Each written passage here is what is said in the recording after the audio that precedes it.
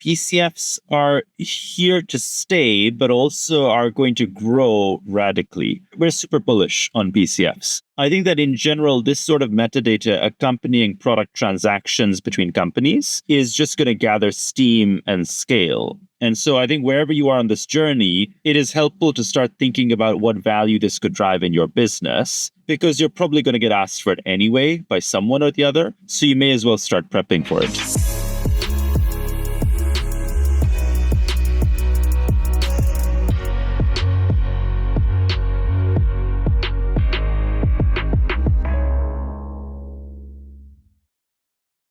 Hello everyone, welcome to States of Sustainability. We're back again. We've just had our big flagship event where we were talking about product carbon footprints, the topic of today. We're going to dig into what they are, when they're useful, how to build one, and what the outputs are. So, a product carbon footprint is the total amount of CO2 associated with a product throughout its life cycle.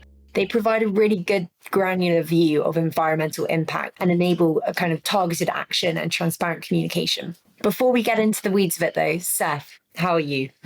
I'm good. I'm really evented out this week. We had our customer advisory board the day before the flagship event. So it's been a busy week. And then I had Climate Week not so long ago. I had a big supplier conference with one of our customers, in the same week.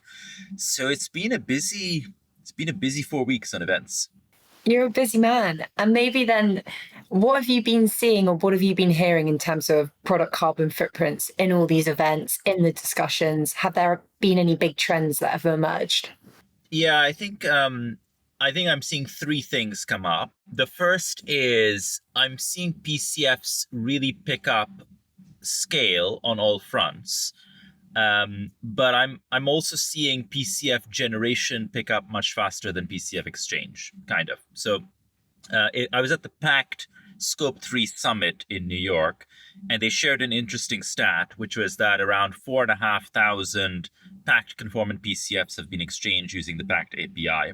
That's a huge number, by the way. Like 4,500 doesn't sound like a lot, but it's a huge number in context if you just think of the growth rate or the acceleration from really, the low hundreds, I would probably have guessed 12 months earlier, to 4,500. That's huge. And Pact is quick explainer on Pact.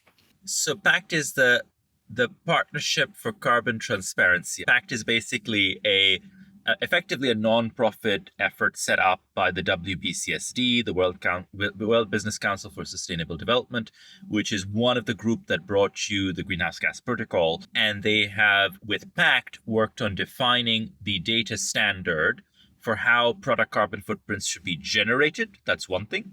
And how product carbon footprints should be shared across organizational boundaries. That's the other. So if you think of these things as Lego blocks, where let's say the soft drink that I'm making is a stack of Lego blocks consisting of the can, the water, the mix, or whatever else goes into the soft drink, like all those are individual Lego blocks. I need to acquire those Lego blocks from my suppliers and I need to slot them together. So Pact defines how you make a Lego block and it defines how the Lego blocks fit together in a stack. But Okay, to come back awesome. to my story, second point. So I think that anecdotally, we've generated 400,000 Pact conformant product carbon footprints. So using the altruistic software, 400,000 or thereabouts PCFs have been generated. And if you think about only 4,500 being shared, that means that you have literally like 100x delta in the rate at which these are, or an 80x delta in the rate at which these are being generated versus the rate at which they're being shared. And that will be if we were the only ones generating them, which is not going to be the case, unfortunately. So I think there's just something around how this is picking up steam, but also actually these are not really getting out into the public space, and I don't think there is any real expectation from me, at least, that they will. So that's also kind of interesting. I think the other interesting aspect is that there is a little bit of a divergence between EU standards for this, EU PEF, and PCFs as per Pact, but also as per how companies want to use them. And I think the main difference is that if you look at the EU standards on this, there are certain emissions factor databases that are prescribed as as allowable for your PEF conformant PCFs, let's say. And that limits how granular or how accurate you can get these to be. Actually, you might want to have a much more flexible range of databases. You might want to be able to put these together with a lot of custom databases that you might be using. And so in the way that companies want to use them, there's an incentive to actually kind of break the mold that the EU PEF standards sort of expect and go with a wider range of databases. So I think there's also maybe a bit of a divergence around having two standards, one for how companies use these internally and another for how companies might use them to share or to be regulated on. I think standardization is definitely a point I want to come back to. But to your second point around the 100x difference in, well, at a minimum, of PCFs being generated versus PCFs being shared, why? Like, that seems crazy. What's the reasoning behind that? I think if you take the world that, hey, we're all in this together, we should do the right thing, kumbaya, etc., then of course you'd say, why is everyone not sharing these? There should be a public ledger that has everyone's PCFs for every product, and I should easily be able to just use those and see those and compare and contrast. That is not the world we live in, and it will not be anytime soon. And so if you think about how these are valuable in practice, I actually think that there are more or less two use cases where sharing a PCF is in the interest of the sharer. And one of these is B2C and one is B2B. I think that if you're a B2C company and you are a challenger brand, then it is in your interest to have a product carbon footprint that is visible. And I think you want this to be a cross-category or a category leading kind of positioning. What I mean by that is, let's say you're an Oatly or you're a Flora, for example, and you're competing with a whole different category. You're competing with milk and you're the challenger. You're competing with butter and you're the challenger. Then it is in your interest to have some sort of a comparative claim and say my product carbon footprint for this product is inherently better than the incumbent, and so you should pick me off the shelf. And I think that only really works if you're a challenger brand. If you're an incumbent brand, the reverse is true. There's almost no upside, as far as I can see it, from sharing this, unless you're doing it at a sub-brand level where you are the challenger, but then the whole, then you go back to the challenger positioning. So that's one use case. I think the other use case that I see on the B2B side is if you have a new innovation that you want to pitch to a customer, then having a PCF associated with it as a way to demonstrate its environmental credentials, I think is a really good way to go. It is in the confines of a B2B relationship, so it's not going out in the open. And it just means that you're providing a rich set of metadata, of environmental metadata, to go with this innovation that you're selling, which might help it command a higher price, a bigger margin. Okay, and I actually think we jumped a few steps. I want to just take us back quickly to why, okay, so if people are generating all these PCFs, why are they doing it? Why is it really important? When are the cases that you should be using it? And when are the cases where you shouldn't? So I guess you've just touched on some of the shouldn't cases and the sharing use cases, but yeah. I think there are a couple of reasons why you might choose to generate PCFs. One is preparedness for regulation. And so most companies expect that they will be required to share this data more publicly, which means that it's good to have it because it takes time to work out all the kinks. So for example, our customers generating PCFs with us often find that there are accuracy challenges in the PCFs because of the raw data that they're using. You are often relying on data sets that have not really been used for this purpose and that may not be completely right or complete, for example. So it surfaces a lot of challenges in the underlying data, which means that it might take a year or two of teething. Another reason why you do this is to help with internal communication and focus. It is easier for a company to think about the product that it makes and what it takes to drive down the environmental impact of that product and communicate that holistically across the business, rather than to say, hey, we're trying to drive down the emissions of our energy transmission. If you're a beverage business, let's say, and it just doesn't make sense. The third thing is that I think it really helps focus and provide clarity on what levers you need to turn. Because if you start looking at the constituent ingredients of a PCF, maybe it's the food, the packaging, the agricultural staff, the logistics, whatever it might be, you can really see it in a context that helps you understand where you might be able to drive change through material swaps, for example, and you know who to drive the conversation with from your supplier base as well. And that ability to have clarity of focus, I think, is something that's turning out to be super helpful, particularly for R&D teams and the new breed of team, which is the sustainable supply chain team.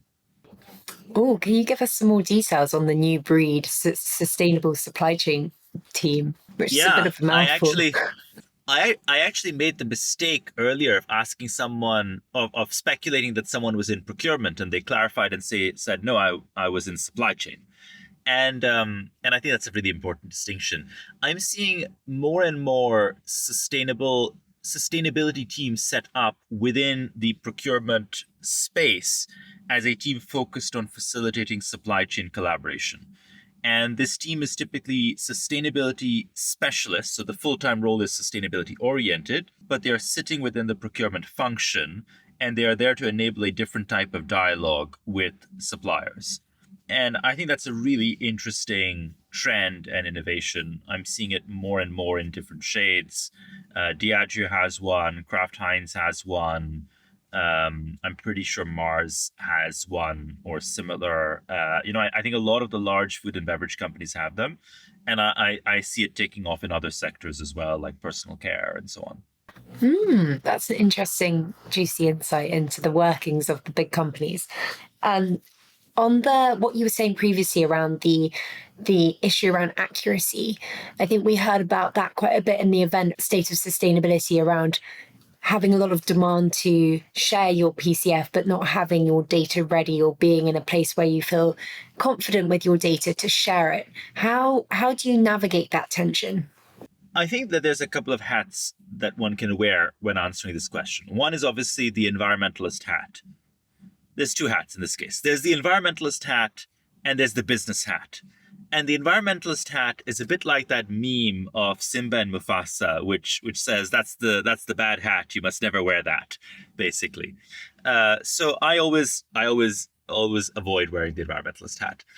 If I wear the business hat, I would say you should not share something that could get you in trouble, to be honest. Like I think there's actually almost never any upside.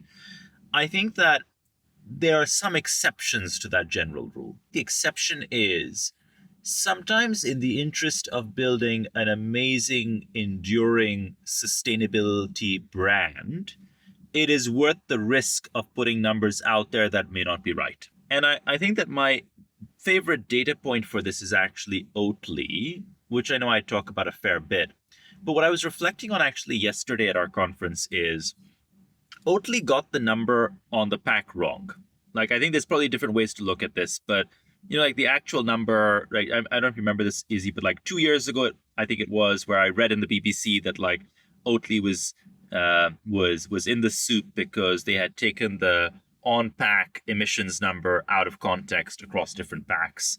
And then I think there was also this lawsuit from their shareholders for several £million for false claims. So they've gotten in the soup on the claim that they put out there.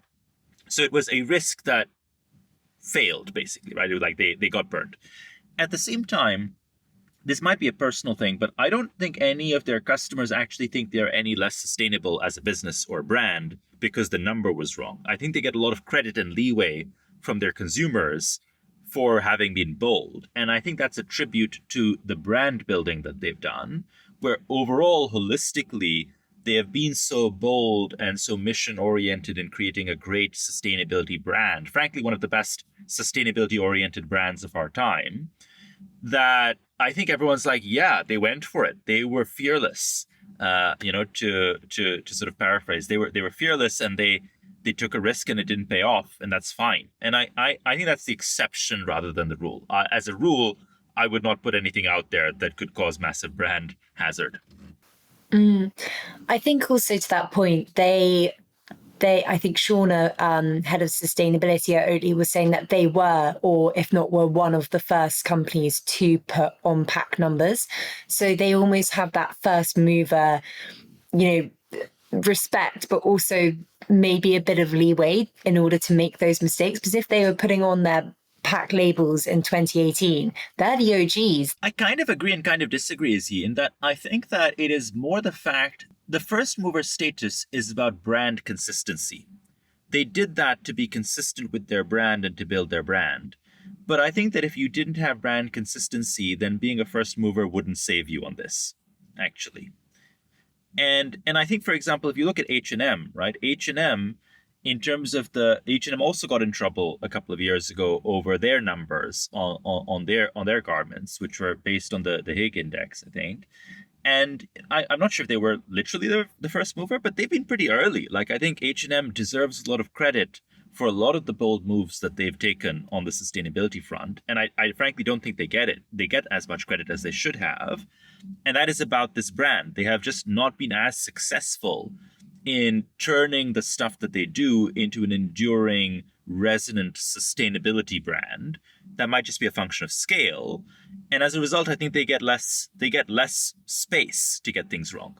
Do you think that also comes down to the fact, though, that they aren't as a mission-driven brand isn't in their DNA? It's like what you was said in a couple of episodes back around Shell actually having quite a lot of great sustainability initiatives, but no one would instantly think of Shell as a great green company to go and work for. So is there anything around that as well? If I'm being generous, Izzy, I would say that all these companies are mission-driven in their own ways. I think it really does come down to consistency. I think that building a sustainability brand is not for everyone. And I don't mean that it's not for the faint-hearted. I mean that it literally just isn't for everyone. Everyone will not benefit in the same way. It is easier to build consistency with upside more than downside as a challenger, because you're targeting a smaller customer base. You're going niche. Oatly can win a market by being super focused on like London, New York, Paris-based baristas, for example, and people who are discerning and have the share of wallet to spend on buying a more premium product. And they can therefore get all the upside of mission consistency with much less of the downside. So, I think it's more about that, in the same way that like Shell could be a pure play sustainability business today. If they just sold all the oil and gas assets and were left with their renewable business, they could totally do that. But it means ceasing to be a major energy company. Yeah. I'm going to bring us back onto PCFs because we've gone on a brand tangent. But onto like the actual, the meat of the topic around calculating a PCF, what would you say are the three building blocks that you have to play with? And Izzy, what do you mean by the three building blocks? Like, what are you looking for? I'm looking for the criteria that you need to consider when setting up your PCF. So the data that you need, the methodologies you need to consider, the end goal that you have in sight, those kind of the strategy behind your PCF. So I think maybe just start from the end almost, which is what are you looking to use these PCFs for? I think that if you assume that you're looking to use these PCFs really to understand that clarity and focus on where to drive change, it's unlikely you need PCFs for your full product portfolio. So if I'm a multi-product company, I would actually probably choose to focus in tiers. I would say I'm going to cover certain products first, and then going to progress, and then going to progress.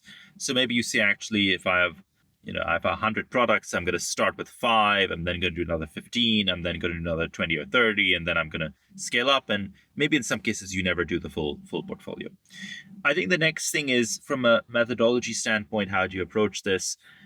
I think that I'm a little biased in that we are big supporters of the PACT framework and approach for doing this. I think that, to play back an earlier point in this episode, we are increasingly thinking of a dual methodology approach that is both PACT conformant and PEF aligned as well, so that you can have the optionality and have the data ready for reporting as well as have the data ready for analysis. And that mean that you have slightly different numbers. And then in terms of kind of what data you need, it is typically similar data to what you would need for a corporate footprint.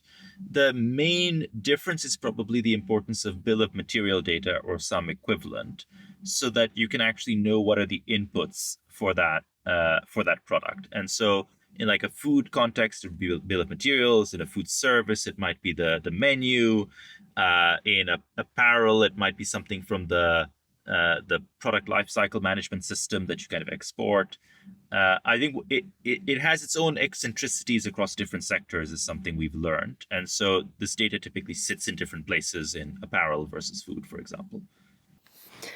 Is there a rule of thumb around the amount of primary data that you need to be confident in your PCF? Yeah, good question, actually. I think that there's a lot of value in iteration. Like, I think you can actually do this thing fully secondary to start with, and then actually swap out certain ingredients. So if you think of, let's say, the PCF generation that you're doing on your side. So let's say you're a beverage company, you've made a fizzy drink, and that is fully using secondary emissions factors. So for example, the aluminum can, the aluminum can that you're using for the fizzy drink, you are using a generalized global average emissions factor for the can. Now, actually, maybe you kind of want to swap that element of the PCF out and replace it with something more accurate. You can still do that actually with secondary data. So maybe you actually learn that, hey, this particular input into my PCF is sourced from an American aluminum can sheet company. I'm actually buying this from Ball, let's say, and Ball Corporation has a facility in the US that they're using to supply this. And I do not yet want to engage with Ball Corporation, but I want to know what better secondary factor to use. Well, actually, maybe a regional US specific emissions factor is going to be better because it's going to have a slightly lower weightage of virgin aluminum sourced from fossil fuel heavy manufacturing, because there's more recycled can sheet being used in the US versus the global average. And so actually that's already chipping away at the accuracy of the PCF. Now the next step is, can I replace that with a Ball Corporation PCF for the aluminum cans that they've sold me and slot that into the PCF for my fizzy drink? And now I'm actually progressively replacing secondary data with primary data. So it can be very iterative. That sounds like quite a big data headache in terms of tracking those changes, tagging them, keeping your kind of data estate in quite good nick to be able to, account for those. I want to merge this with another question I have around aligning your corporate footprint with your product carbon footprint. What are the data hacks and the considerations that you need to take into account when you are making these changes, or you are kind of channeling and managing a lot of data? I think that you kind of really need to scope well and set up well. And by scope well, I mean don't take off too much. Don't aspire to do everything all in one go, either when it comes to all your products, for example, or using fully primary data or as much primary data as you can get. Just start out with a very small scope, start out with secondary data, start iterating and play from there. I think too many people jump into trying to do everything all at once. The next thing is that you're going to have a lot of iteration back and forth, because as you do these, you're going to identify things that look funny or things that look weird in the output data. And when you start digging into it, you're going to find that the weirdness is in your actual source data. And that might cause you to try and do either of a few things. Either go and clean the source data. So, for example, can I add a code or add something else or clarify something on the source data that I'm pulling in to make it more usable for the output? Or you might say, can I change the source data in terms of what people are putting in? So actually, there's data coming into this that's being entered wrongly or incompletely, and someone needs to add something. Or do I use a different source for the data altogether, because actually there's a better source that the finance team is using, for example, and that's more accurate? And so I think that you kind of are going to have this back and forth again and again, and that's okay. And you should expect that there's going to be a fair bit of that, and you get it right before you start scaling it. So I think that's probably the main hack that I would apply. In terms of, we've spoken about when not to, it's probably not the time to share your PCF if you're not confident around your data. And so for the internal use cases of data, of your PCF data, have you seen any good use cases to actually apply this PCF lens where it's really valuable? Actually, there was a great example that I think Jess from Hewell cited in our podcast episode some time ago. And she mentioned it again, actually, at our event, which is when she looked at two different products for Hewell, she found that actually the PCF was quite different. And in one case, for example, packaging was super important. And in one case, actually, packaging was not a really relevant one. And that really helps in terms of deciding where to focus, because customer feedback often prioritizes packaging innovation or packaging recyclability. And that's obviously important, but actually it might not be equally important for every product. There might be certain products where it is important and certain products where actually there are completely different decisions that need to be taken. And so that helps you focus what you do, and it can also help you focus what you communicate, irrespective of whether you want to put a number on the pack, just the consumer behavior that you want to shape or the consumer narrative that you want to build. Yeah, I think a main takeaway for me from that event was that pick and choose what you want to communicate. You don't need to fully blast everybody with every bit of sustainability progress that you're making. Like some bits of sustainability, like narratives, will be great for consumers. Other bits will be better for internal decision making. And I think having a bit more of a fragmented view of your your sustainability progress estate is probably a better approach than just flooding the airwaves with everything you've got. Seth, are there any other thoughts or lasting comments that you have on PCFs that you think would be valuable? Yeah, I think PCFs are here to stay, but also are going to grow radically. We're super bullish on PCFs. I think that in general, this sort of metadata accompanying product transactions between companies is just going to gather steam and scale. And so I think wherever you are on this journey, it is helpful to start thinking about what value this could drive in your business, because you're probably going to get asked for it anyway by someone or the other. So you may as well start prepping for it. And is it something that you should prep with internal resourcing, or is it something that actually is better to get externally or get external help on? I think that is probably helpful for most companies to do this first with a consultant, as corporate footprinting as well, for example. I think these things are best done first with a consultancy, because a consultant brings you expertise, the advice, the ability to understand things before you automate and scale them. I think once you've done your first, let's say, LCA or your first few LCAs, even for a few different products, then you start to get a handle on what is it that you need from this and what value can you get if you automate and scale. And then I think it's the right time to go for a software solution. And I think you should look for a software solution that is demonstrably the right fit for your sector and needs, because you'll just find more and more synergies from that over time. Yeah, well, that's great. Lasting piece of advice. Seth, thanks so much for your time. I hope you get some rest after your intense week of events or intense month of events. I'm sure they're probably going to continue. But thanks everyone for listening, and please send through any suggestions you have on content. We love to hear it. Bye. Thanks, everyone. Bye.